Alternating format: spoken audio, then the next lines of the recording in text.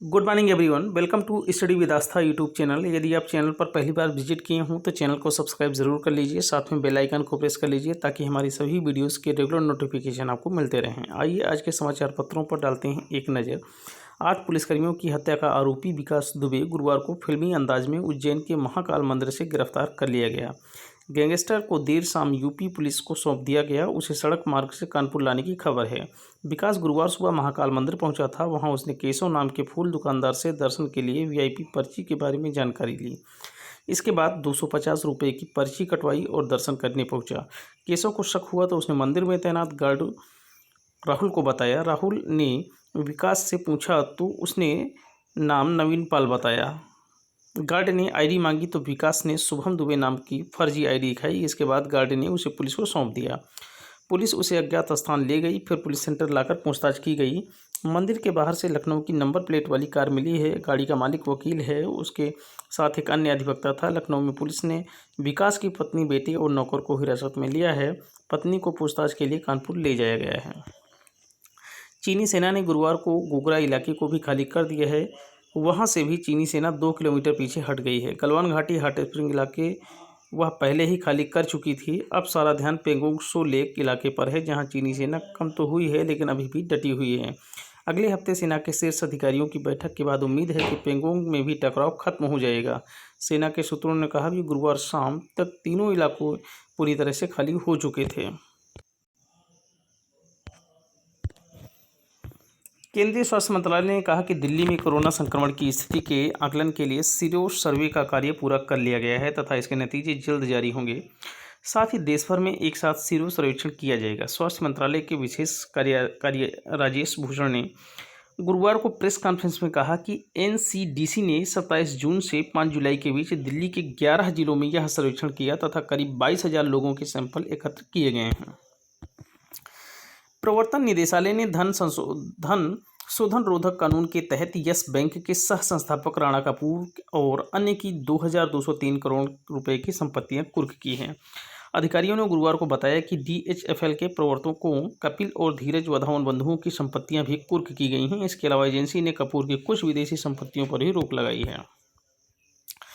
आने वाले समय में आप फेसबुक, मैसेंजर, व्हाट्सएप और इंस्टाग्राम के यूज़र आपस में संवाद कर सकेंगे। फेसबुक ने इसके मर्जर की शुरुआत कर दी है। फेसबुक अपने व्हाट्सएप, मैसेंजर और इंस्टाग्राम सोशल मीडिया प्लेटफॉर्म के बीच में एक साझा कनेक्शन तैयार करने जा रही है।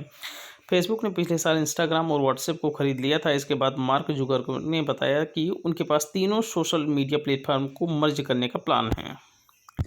प्रधानमंत्री नरेंद्र मोदी ने वैश्विक कंपनियों को भारत में निवेश के लिए लुभाते हुए गुरुवार को कहा कि भारत दुनिया की सबसे अधिक खुली अर्थव्यवस्थाओं में से एक है, जिसमें निवेशकों को अनुकूल और प्रतिस्पर्धी कारोबारी माहौल के साथ ही व्यापक अवसर उपलब्ध है।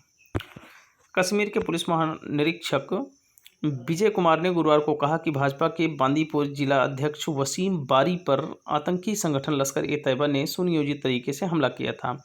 उनकी निजी सुरक्षा में लगे पुलिसकर्मियों को तत्काल निलंबित किया जा चुका है और उन्हें सेवा से बर्खास्त करने की तैयारी की जा रही है। बारी पर बुधवार को हुई हत्या के सिलसिले में 3 और पुलिसकर्मियों को गिरफ्तार किया गया है और अब तक कुल 10 पुलिसकर्मियों को गिरफ्तार किया जा चुका है।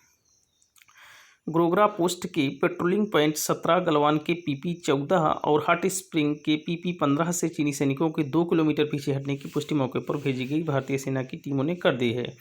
इसके बाद अब पेंगोंग त्सो और डेप्सांग इलाके से चीनी सैनिकों के पीछे हटने को लेकर भारतीय कूटनीतिक और सैन्य वार्ताकार बातचीत करेंगे।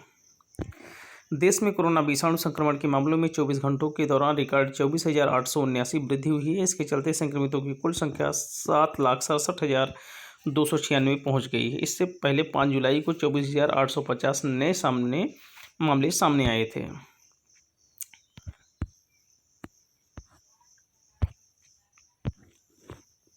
महीनों से मलेरिया की दवा हाइड्रोक्लोरोक्विन कोविड-19 के इलाज में इस्तेमाल की बात करने वाले राष्ट्रपति जेएस बोल्सोनारो ने सोशल मीडिया पर इस दवा के सेवन कर खुद को दूसरों के लिए प्रोत्साहित किया है। कोविड-19 इलाज में इस दवा के सटीक होने की अभी कोई पुष्टि नहीं हुई है।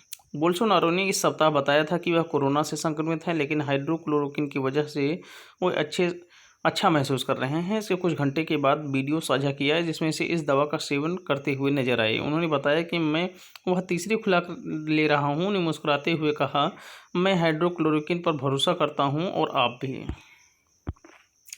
मशहूर हास्य कलाकार अभिनेता जगदीप को गुरुवार यहां एक कब्रिस्तान में परिवार के सदस्यों के नज़दीकी मित्रों की मौजूदगी में सुपुर्द खाक कर दिया गया। 81 वर्षीय जगदीप का बुधवार रात में मुंबई उपनगरीय क्षेत्र स्थित उनके आवास पर निधन हो गया था।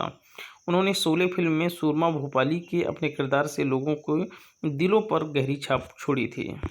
भारत और यूरोपीय संघ का 15वां शिखर सम्मेलन 15 जुलाई को वीडियो कॉन्फ्रेंस के माध्यम से आयोजित किया जाएगा। विदेश मंत्रालय के अधिकारियों के मुताबिक प्रधानमंत्री नरेंद्र मोदी शिखर बैठक में यूरोपीय परिषद के अध्यक्ष चार्ल्स मिशेल और यूरोपीय आयोग की अध्यक्ष उर्सुला वॉन डेर लेयेन के साथ विभिन्न मुद्दों पर व्यापक वार्ता करेंगे। महाराष्ट्र के उप मुख्यमंत्री अजित पवार ने गुरुवार को मराठा और कुणबी समुदाय के लिए काम करने वाली गैर लाभकारी सरकारी कंपनी सारथी को 8 करोड़ रुपए का कोष देने और संस्थान का कामकाज बंद नहीं होने की घोषणा की। उप मुख्यमंत्री ने संस्थान की स्वायत्तता बनाए रखने का आश्वासन देते हुए कहा कि यह पारदर्शी तरीके से काम करेगा।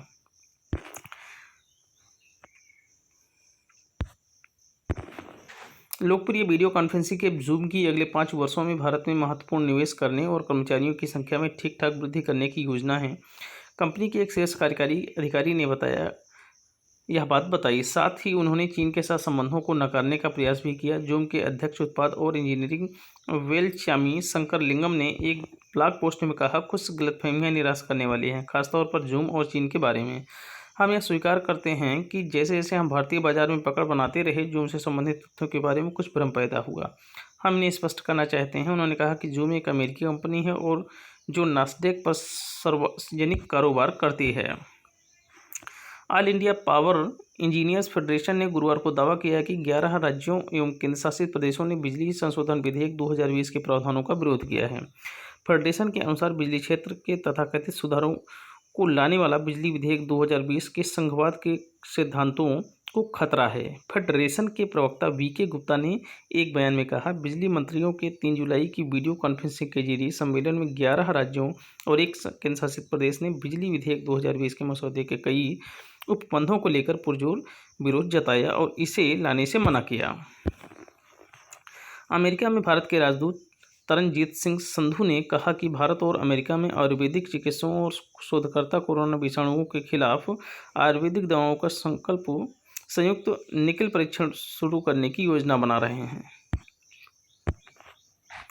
संयुक्त राष्ट्र की मौसम एजेंसी ने गुरुवार को कहा कि आने वाले 5 वर्षों में औसत वैश्विक तापमान पहली बार पूर्व औद्योगिक औसत स्तर से 1.5 डिग्री सेल्सियस अधिक हो सकता है। दरअसल 1.5 डिग्री सेल्सियस वह स्तर है जिस पर विभिन्न देशों ने ग्लोबल वार्मिंग को सीमित करने की कोशिश करने की सहमति जताई है। कोरोना के बढ़ते खतरे के मद्देनजर राज्य सरकार ने पूरे प्रदेश में जरूरी सेवाओं को छोड़कर अन्य सभी गतिविधियों पर 10 जुलाई से 55 घंटे तक प्रतिबंध लगा दिया है। यह प्रतिबंध 10 जुलाई को रात 10 बजे से शुरू होकर 13 जुलाई सुबह 5 बजे तक चलेंगे। इस संबंध में मुख्य सचिव आर.के. तिवारी ने आदेश जारी किए हैं। इस अवधि में सभी जरूरी सेवाओं जैसे चिकित्सा और आवश्यक वस्तुओं की आपूर्ति पहले की बात खुली रहेगी। इन सेवाओं में कार्यरत व्यक्तियों, कोरोना वॉरियर, स्वच्छता कर्मियों, डोर टू डोर सप्लाई से जुड़े व्यक्तियों के आने जाने पर कोई प्रतिबंध नहीं होगा। मालवाहन वाहनों के आने जाने पर रोक नहीं होगी। राष्ट्रीय व राज्य पर परिवहन जारी रहेंगे। इनके किनारे स्थित पेट्रोल पंप व ढाबे खुले रहेंगे।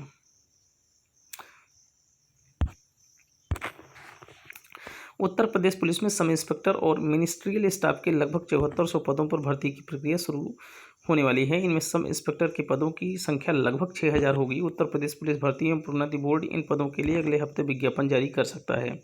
प्रदेश की मौजूदा सरकार के कार्यकाल में पुलिस में अप्रैल 2017 से लेकर अब तक 1,37,253 पदों की भर्ती की जा चुकी है।